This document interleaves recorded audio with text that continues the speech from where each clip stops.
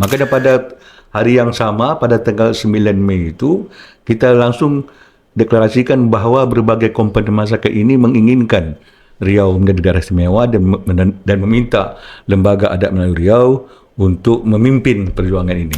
Bahawa dari Riau lah, harus kita akui, bahawa dari Riau pengusiran penjajah Eropah itu pertama dari Riau. Ketika 1511 Melaka jatuh, 1512 orang-orang Riau itu sudah menyerang Portugis di Melaka. Itu dari Bengkalis, dari Siak. Itu 1512, 1516 orang-orang Siak, orang-orang di bawah pimpinan yang di bawah pimpinan Sultan Negeri Narasinga II pergi menyerang Melaka, menyerang Portugis. Untuk keistimewaan ini itu sesuatu hak kita dan itu sudah dibentangkan, sudah ditawarkan. Jadi kita harus menerima hak itu, malah hak itu harus kita perjuangkan.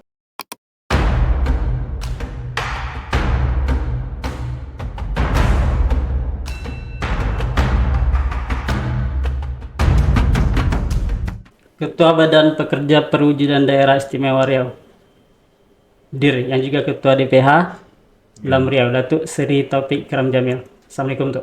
Waalaikumsalam warahmatullahi wabarakatuh. Terima kasih, Tuk, sudah hadir. Ya, alhamdulillah. Beberapa pekan ini menyuruh wacana Daerah Istimewa Riau. Seperti apa kronologi, Tuk? Dan juga siapa sebenarnya inisiator dari ini semua, Tuk? Kalau kita melihat warga Riau, masyarakat Riau malahan menginginkan adanya daerah istimewa ini sebelum Provinsi Riau ada. Sebab itu dimulai dengan gagasan masyarakat di bekas kerajaan Siak, di Suapraja Siak itu tahun 50-an mereka sudah menggulirkan keinginan untuk menjadikan Siak sebagai daerah istimewa. Malahan Sultan Syarif Kasim itu tahun 52 menghadap Soekarno untuk hal ini. Tapi belum terlaksana terlaksana dengan berbagai sebab. Sebab tahun 60-an itu kita maklumi, terutama setelah pemilu pertama 55 itu kan keadaan negara tidak stabil, jadi tidak begitu dapat mengatur. Tetapi keinginan orang Riau itu untuk menjadikan dirinya lebih baik dan lebih baik itu senantiasa ada sampai berdirinya Provinsi Riau. Sebab itu kemudian ada kita mengenal dengan otonomi khusus Malah lebih dari itu ada permintaan yang kita tahu sendiri. Dan kemudian ketika Undang-Undang Provinsi Riau direvisi, suara ini menguat lagi suara tentang daerah istimewa. Itu tahun 2020 DPR RI mengambil inisiatif untuk merevisi undang-undang di provinsi bekas Provinsi Sumatera Tengah seperti Sumatera Barat, Jambi dan Riau tahun 2020. Dan kemudian undang-undang direvisi itu keluar pada tahun 2002 dengan nomor 19 untuk Riau. Jadi waktu itu sudah bergema. Cuma waktu itu saya sendiri terlibat di situ masalahnya. Pihak DPRI mengatakan bagaimana kalau kita revisi dulu undang ini baru kemudian nanti baru kita apakah dilanjutkan atau kita tahu berdasarkan permintaan masyarakat lah gitu. Tapi kita sempurna dulu, kita revisi dulu undang-undang. Oleh kerana itu di dalam Undang-Undang Provinsi Riau nomor 11 tahun 2002 yang revisi dari nomor 1957 itu ada satu item yang menurut situ karakter Provinsi Riau itu adalah adat dan budaya Melayu dengan keragaman di 12 kabupaten dan kotanya gitu. Jadi ini sudah sampai yang panjang lah ya? Yang panjang kali. Bukan ujuk-ujuk baru. Oh bukan. Jadi kalau yang sekarang ini tuh lanjutan. Dan dia kan harus diperbarui terus-menerus itu. Kalau yang terbaru ini inisiatornya siapa tuh? Kalau yang baru ini patut kami akui atas dukungan berbagai elemen atau permintaan berbagai elemen masyarakat, itu LAM yang dikedepankan, Lembaga Adat Melayu Riau yang dikedepankan. Ada akar rumput yang mendorong LAM untuk maju misalnya. Ya seperti misalnya kita gini, benda ini kan kembali bergema itu kan sebetulnya Desember tahun 2024. Ketika itu momen apa tuh? Waktu momen ada laporan di media, terutama majalah Tempo misalnya, menambahkan bahwa Riau itu mengajukan diri sebagai daerah istimewa, 6 kabupaten, 2 kota. Kemudian ini berlanjut dalam pertemuan antara Dirjen Oda dengan DPR RI di Komisi 2. Nah itu bergema lagi dan berbagai kalangan itu baik pribadi maupun kelompok meminta LAM untuk menginisiatif. Tapi kami waktu itu masih mencoba untuk untuk mengamati dulu. Mengamati, sebab nanti kita juga tidak mahu juga istilah kalau orang Jawa uduk-uduk gitu ya, tapi kita cukup cekam mendalami, dan mendalaman itu dan akhirnya desakan juga dari berbagai elemen masyarakat dalam seperti misalnya MUI sendiri, kemudian FKPMR, kemudian ada ISMI ya. ISMI juga, FKUB, kemudian FPK, kemudian ada MDI juga, ada IKMI, ada bersama NU dan lain itu ya. Ya kita ini memang harus kita gulirkan sebab benda ini semacam hidangan yang sudah terhidang, tetapi bagaimanapun harus kita usahakan gitu. Itulah kita usahakan, itu maka kita bergerak sampai hari ini, alhamdulillah. Akhirnya ada sembang-sembang lah itu ya. Itu ya, sembang-sembang itu kita gini, itu pada tanggal 9 Mei hari Jumat. Ya, pada hari seperti hari ini 9 Mei kita ingin mendengar bagaimana yang pendapat tadi. Kita dengar sama-sama kan, istilahnya itu kan berbicara, bual-bual gitu ya. Diskusi kan.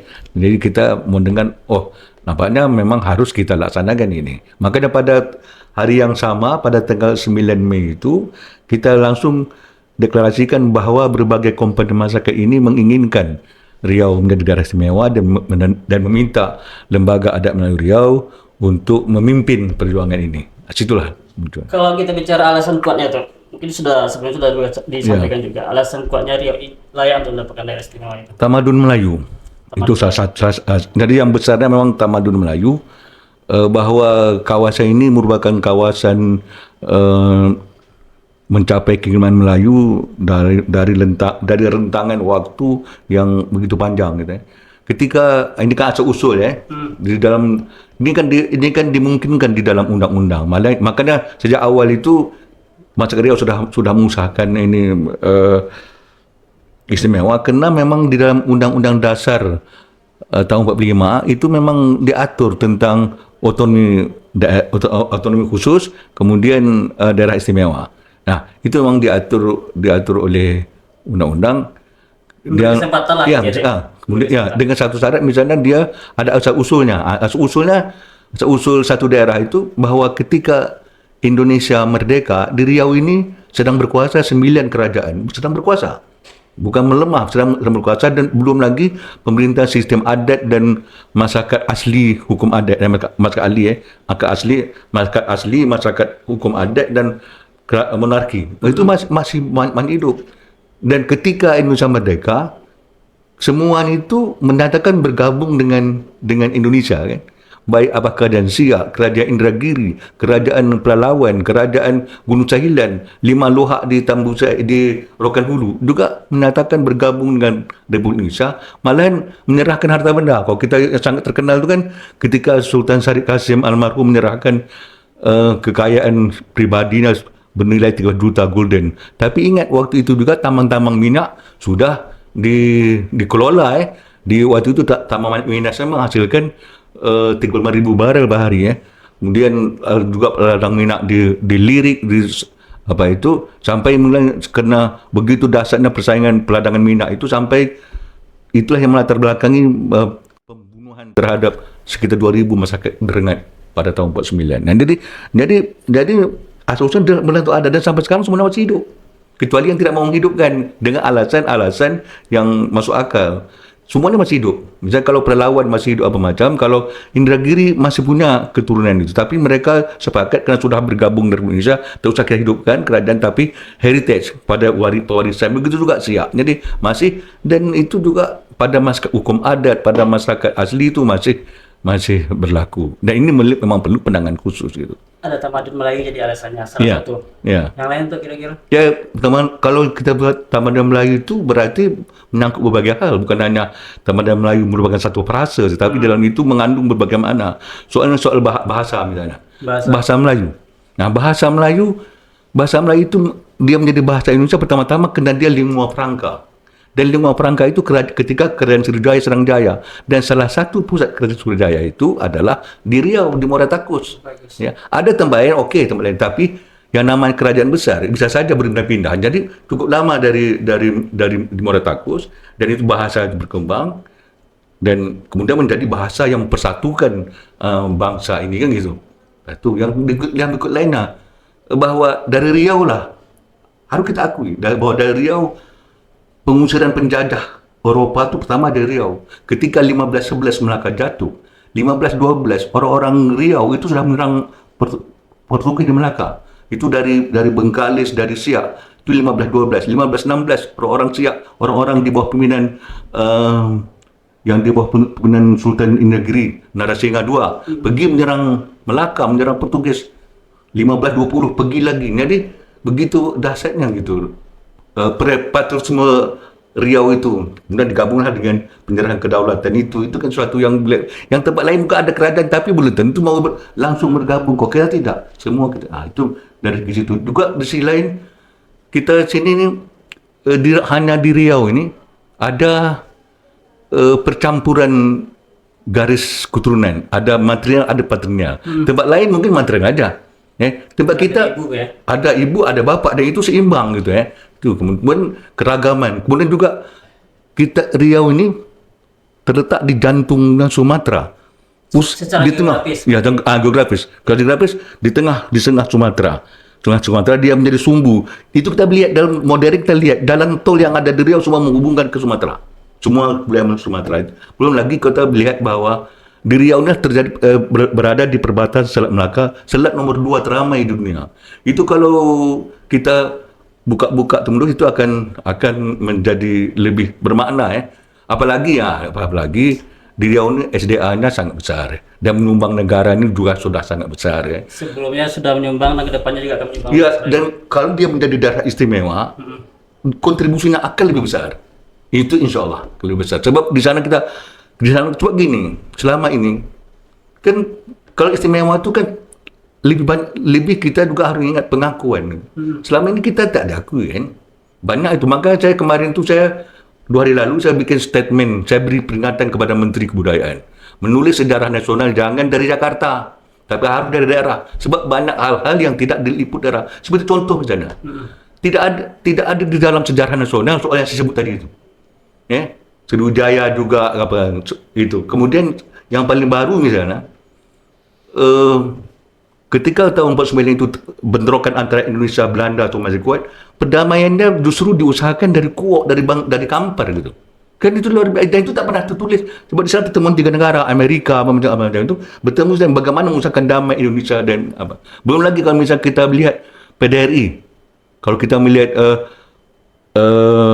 pemerintah darurat Indonesia, itu justru konsepnya disusun dari Bangkinang, itu tidak ada di dalam sejarah, kita tertinggal gitu. Ini kan sama juga kita tidak akui, malahan itu saya mengalami sendiri 3 atau 4 tahun lalu, saya dan kawan-kawan beberapa orang harus ke Jakarta untuk mengatakan atau untuk membuktikan bahwa bahasa Indonesia itu berasal dari bahasa Melayu Riau. Itu kan kita dibantah, bukan dari Riau. Bahasa Indonesia itu bukan Melayu Riau, bukan. Kita buka kan. Ada 6 provinsi kita. Waktu itu orang susah untuk berangkat ke Jakarta karena waktu itu Covid terang jadinya. Kami bertanggung jawab untuk ini. Biar kami berangkat. Kami berangkat ilmustrian saya, kemudian dengan kepala Balai Bahasa, kami berangkat, kami paparkan bahwa benar bahasa Melayu itu berasal dari bahasa Melayu Riau. Itu kita Sriwijaya, tetapi kemudian memang ini harus juga kita akui itu, dan itu juga bahwa kemudian dia distandarkan, bahasa Melayu distandarkan di Kepulauan Riau, di Pulau Penyengat. Tetapi bahasa itu kan bukan hanya persoalan 1 hari 2 hari. Bahasa itu persoalan ribuan tahun. Contoh gini, kata bulan, mana dulu kata bulan dan kata bulan? Itu satu kata maksudnya. Kami sudah meliti waktu saya kuliah ya. Saya dulu kuliah di bahasa Indonesia. Kami teliti dari kata aslinya bulan. Orang Melayu itu bulan rupa. Dari bulan ke bulan itu 3.000 tahun. Berubah satu. Jadi bahasa itu bukan hari ini jadi proses itulah yang makanya kalau kita di Riau ini membuat tugu bahasa Melayu, kalau di Kepri membuat tugu bahasa Indonesia. Tetapi semuanya bukan berarti mana lebih besar, mana lebih hebat, bukan. Tapi itulah sejarah budaya itu berproses. Jadi dengan alasan yang panjang tadi, geografi, sejarah, tamadun Melayu, maka kita layak untuk mendapatkan status daerah istimewa itu. Setelah Sembang tadi itu kan dibentuk nih BPP, Badan Pekerja Perumahan. Ini siapa saja terdiri dari unsur BPP itu? Ada unsur MUI. Jadi MUI, kemudian FKPNR, Forum Komunikasi Hukum Riau, kemudian ada FPK. FPK ini kan bersama mereka kan ada 80 80-an paguyuban ya. Kemudian ada juga namanya FKUB. FKUB ini forum forum Umat beragama. ya, umat beragama, Sinjo ada lintas agama, kemudian ada juga situ MDI, ada juga Itfadul Mubalighin, ada juga situ ISMI, ada juga situ MDI, ada juga ada juga Muslimat NU ya, ada 10 gitu, 10. Jadi dalam itu berkumpul di situ semuanya. BPP sudah bekerja dan sedang bekerja hari ini. Alhamdulillah Yang sudah dilakukan. kerja sekarang kita sedang di samping kita menerima dukungan. Ini hampir tiap hari ini datang orang mendukung. Hari ini memang tidak. Kalau semalam tuh masih, hari ini tidak. Kalau kita dah libur, kita juga sedang menyusun naskah akademis. Itu sedang disusun. Akan selesai dalam berapa hari ke depan? Kita merencanakan gini, kalau untuk naskahnya itu pertengahan Juni selesai. Tapi kan kita ada lain, ada juga kita membuat rancangan undang-undang daerah istimewa itu juga harus kita buat. Gitu. Dan kita berharap waktu hari jadi Provinsi Riau 9 Agustus nanti, atau juga bertepatan dengan kemerdekaan Republik Indonesia, itu sudah dapat diantar benda ini ke Jakarta. Kalau kita melihat ini tuh, lihat daerah istimewa lain, Jogja itu keistimewaannya Sultan otomatis jadi gubernur salah satunya. Kalau Aceh itu mereka bisa menerapkan syariat Islam dan punya parpol lokal. Kalau Riau sendiri dalam wacana ini, apa keistimewaannya ingin didapatkan nantinya? Kalau gini, Tamadun Melayu, kalau kita bicara kebudayaan, bicara budaya tamadun Melayu, tentu itu akan menyangkut berbagai hal, termasuklah dengan kepemimpinan. Dengan kepemimpinan di Riau, di Melayu Riau itu dah ada pengaturannya. Ada pengaturannya bahwa misalnya tali berpilih 3. Tidak bisa dipisahkan antara ulama dengan pemerintah dan adat. Tidak bisa. Itu contoh. Sekarang bagaimana mengaplikasikannya? Gitu kan. Itu tentu dalam bisa nanti lah. Ya, itu tapi seperti itu. Juga masalah ekonomi misalnya. Contoh, di masyarakat Melayu Riau, di zaman Belanda diakui. Misalnya, itu menunjukkan orang Riau itu terbuka ya. Melayu Riau terbuka, ini bukan per etnis, dibuka. Orang boleh berinvestasi, tapi masih catatan Anda mengatakan, misalnya investasi apa yang didapat langsung oleh tempatan. Misalnya di dalam hukum adat ya, di dalam hukum adat bidang ekonomi, ada nama dikatakan itu 1/10. Yang pancung alas itu pancung alas. Belum lagi kita bicara tentang kalau ekonomi, kita bicara tentang tapak lapar. Pancung alas itu gitu. Kalau orang tebang 10 batang, satu batang harus tinggal di situ secara langsung untuk tebang 10 ganti 10. Kan itu. Jadi ada pengamatan yang itu kearifan yang patut kita dundung kan gitu kan. Yang pancung alas itu sampai sekarang belum ada. Wujudannya di lapangan. Alhamdulillah belum. Ya, tapi yang anehnya zaman Belanda justru diberlakukan gitu. Ya Belanda berlaku. Kemudian ada juga di Belanda tuh mengakui misalnya di daerah Kampar sana itu ada perselisihan antara kaum itu, mereka tidak bisa memakai hukum kaum, tapi disebut di dalam catatan Belanda itu hukum Melayu. Di situ. Jadi memang itu memang sesuatu yang ada gitu. Oke, dengan segala alasan tadi ya, namun saya melihat ini kan sebagai sebuah kebijakan di pusat, politik di pusat itu, kebijakan nasional. Keterlibatan dari DPR dari Riau, juga menteri kita yang dari Riau itu apa? Karena saya lihat belum ada ini. Sangat luar biasa sebenarnya. Sudah ada ya? Sudah. Jadi kalau macam mereka sangat support sekali. Malahan kita misalnya di DPR itu yang tadinya kita mau bertemu secara pribadi rupanya disambut oleh fraksi gitu.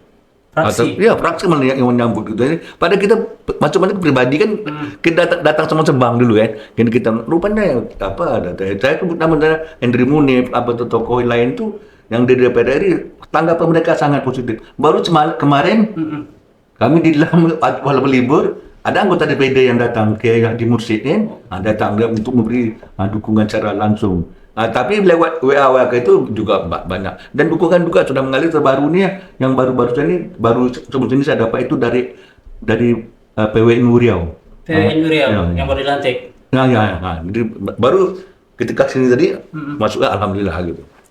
Dari Gubri sendiri itu seperti apa tuh? Dari tokoh masyarakat, konkretnya lah dukung dari mereka itu. Dari Gubernur atau mana? Dari Gubernur Riau.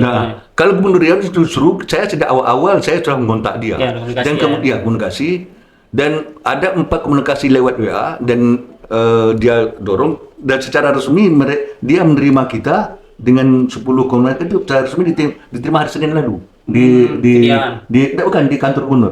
Dan itu tamu yang pertama di kantor ada tuh. Jadi kita diterima pukul 8 pagi. Nah, alhamdulillah kita terima dan dia mengatakan dia sangat gembira melihat ini. Silakan terus berjuang. Kalau ada kendala lapor dengan saya. Langsung diperintahkan asisten Datuk tolong dikawal Datuk dan bapak-bapak ini. Langsung begitu beliau. Sangat antusias. Kalau DPRD sebelum lagi. DPRD ada Jumat. Jadi memang secara apa sudah kita, tapi Jumat dia secara resmi menerima dan dia sangat mendukung sekali. Dan ini satu gerakan dari masyarakat tentu harus kita upayakan lah semaksimal mungkin. Konsolidasi kan butuh dari kabupaten kota juga tuh ya, dari akar rumput itu. Sejauh ini seperti apa tuh? Itu sedang berjalan terus. Malah 2 hari lalu itu berbagai lintas etnis berkumpul di Lam untuk menyatakan hal yang mendukung daerah istimewa ini. Kita berharap ini jadi istimewa. Dan Datuk melihat kesiapan kita, pertama elit politik kita lah, untuk memikul tanggung jawab sebagai istimewa itu apa nanti? Saya pikir kita siap. Siap. Insya Allah siap. Apalagi mereka juga sangat mendorong di kalangan saya setengah di DPRD itu, mereka dari komentar pribadi itu sangat mendukung. Dan kita nanti juga kita akan bahas nih naskah akademis, kita juga akan kita bahas di DPRD. Begitu kita membuka dirinya gitu ya. Karena kita inginkan ya istimewa, tapi harus berbanding lurus juga dengan kesejahteraan masyarakat kan. Iya, benar. Tidak hanya sekedar menyandang status itu saja. Ya, gitu. Betul. Saya itu makanya tadi saya katakan kalau kita bicara budaya bukan saja soal warisan katakanlah ekspresi, tapi juga malah ke politiknya, juga ke ekonominya. Nyatanya memang misalnya diperlukan kalau kita di Riau ini dengan kondisi sekarang ini kan memang memerlukan dana yang sangat besar. Dan oleh karena itu memang harus juga diberi sesuatu yang keistimewaan pada kita. Soal jalan, contoh jalan. Jalan kita ini kan di situlah sawit lewat situ juga, batu bara situ juga. Yang itu untuk devisa negara ya. Jadi kalau hanya untuk kita orang masyarakat Riau, rasanya jalan akan separah ini rusaknya gitu kan. Jadi dulu saya waktu di DPR RI di Paraksi itu saya katakan dulu waktu saya kecil, saya pernah meminjam buku dari guru saya. Kemudian guru saya itu minta buku itu balik. Saya takut mengembalikan karena buku itu terlalu lonok. Jadi justru guru saya bilang, justru itu berarti bagus, berarti kamu baca buku itu. Begitu dalam Riau nih, penggunanya sudah luar biasa. Meskipun kita bisa katakan wah perencanaan jalan, tapi jalan ini sangat digunakan. Kita lihat lapangan, sawit lewat situ juga, batu bara lewat situ juga. Ada juga sekarang upaya bagaimana memisahkan jalan itu dengan kepentingan umum. Itu kan sesuatu yang harus punya dana yang sangat besar. Kalau dipikirkan untuk membangun Riau itu setahun itu tak bisa dengan 10 triliun sekarang. Minimal 30 triliun. Nah, ini kan memerlukan dana yang tidak kecil gitu. Tapi itu di luar istimewa lah itu. Itu imbasnya nanti. Ya, itu imbasan itu tahu saya kita ambil dulu. Yang penting gini, bagi di sisi yang sangat penting, ini kalau dipandang dari segi spiritual ya budaya, pengakuan bahwa pengakuan itu sangat besar sekali. Tapi memang itu sepele dengannya, tapi luar biasa itu. Justru kita misalnya di dalam konsep kebudayaan itu tergantung pada diakui dan mengaku, gitu kan. Malah kita kalau kita bawa kepada agama Islam, syahadat itu pengakuan. Nah, dari pengakuan itu tergantung apaan. Jadi diakui kita istimewa, telah menyumbangkan pada republik ini dari segi bahasa, dari segi apa, itu sesuatu yang sudah punya nilai sendiri. Tentu imbasnya pernah ada. Seperti salah kata Pak Gubernur, ambil dulu istimewanya itu soal kecil yang bisa kita bicarakan lebih lanjut gitu. Sebagai tahun saya tuh, Lam ini selalu jadi pemanti atau wadah lah untuk perjuangan Riau. Yang saya ingat itu ada blok CWP dulu. Iya. Tadi itu ada blok Rokan. Ada dua persepsi yang saya tangkap di publik itu. Mengapa LAM terlalu jauh masuk ke dalam politik. Atau ada juga yang saya lihat ya sudah seharusnya juga LAM maju ke depan ketika tidak ada yang mau bergerak gitu. Atau LAM menanggapi itu. Ya kalau LAM ini satu-satunya ormas yang memiliki perda, jadi dia punya kewajiban. Jadi langsung tak langsung punya kewajiban. Dan LAM itu sendiri memang kalau kita kalau menyangkut adat ini semua urusan. Dan di dalam itu pengaduannya mulai dari urusan bangku yang di jalan-jalan itu sampai ke presiden. Jadi kadang-kadang pening juga kepala kami. Tapi macam ini kan, seperti yang contoh yang daerah istimewa ini. Hubungan langsung dengan LAM itu ada. Sebab, apalagi kalau katakan budaya. Sebab LAM itu fungsinya melestarikan budaya. Ya. Melestarikan bukan berarti benda itu seperti besi tua berkarat, bukan. Tapi bagaimana dia bermanfaat. Nah itu kan. Kalau saya langsung ada, tapi ya kita juga ada sanggahan dari masyarakat, tolonglah bergerak, tolonglah bunyi, pokok sikit-sikit lah bunyi. Jadi itulah nasib LAM. Tapi di sisi lain memang ini memang salah satunya ormas di daerah yang memiliki peraturan daerah. Dan Blok CP itu berhasil kemarin ya. Alhamdulillah belum bisa berhasil, meskipun ya itu dengan pakai catatan itu ya. Oke ya. Terakhir tuh mungkin ada himbauan untuk semua unsur masyarakat Riau dapat mendukung Riau ini jadi daerah istimewa. Jadi istilahnya bahwa untuk keistimewaan ini itu sesuatu hak kita dan itu sudah dibentangkan, sudah ditawarkan. Jadi kita harus menerima hak itu, malah hak itu harus kita perjuangkan. Kalau dipandang dari agama, memperjuangkan hak itu dia hak hukumnya. Dan itu harus kita perjuangkan. Tak boleh kita biarkan. Soal hasil itu kita serahkan kepada Allah Ta'ala. Yang jelas kita harus berjuang semaksimal mungkin. Semaksimal mungkin kita berjuang, dan mudah-mudahan dengan kita konsep kita peradaban Melayu ini dia bernilai politis ekonomis tapi juga bernilai agamis. Sebab Melayu itu mengidentikan dirinya dengan Islam. Nah, ini dia, jadi di situ yang kita mau coba menyatukannya. Dengan demikian juga kita akan menghormati etnis lain, juga akan menghormati agama lain.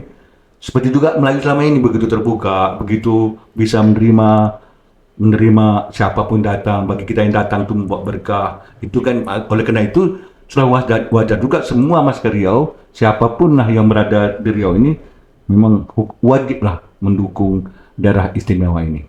Baik, terima kasih Ketua Badan Pekerja Perwujudan Daerah Istimewa Riau yang juga Ketua DPH LAM Riau, Datuk Sri Taufik Ikram Jamil. Assalamualaikum. Waalaikumsalam.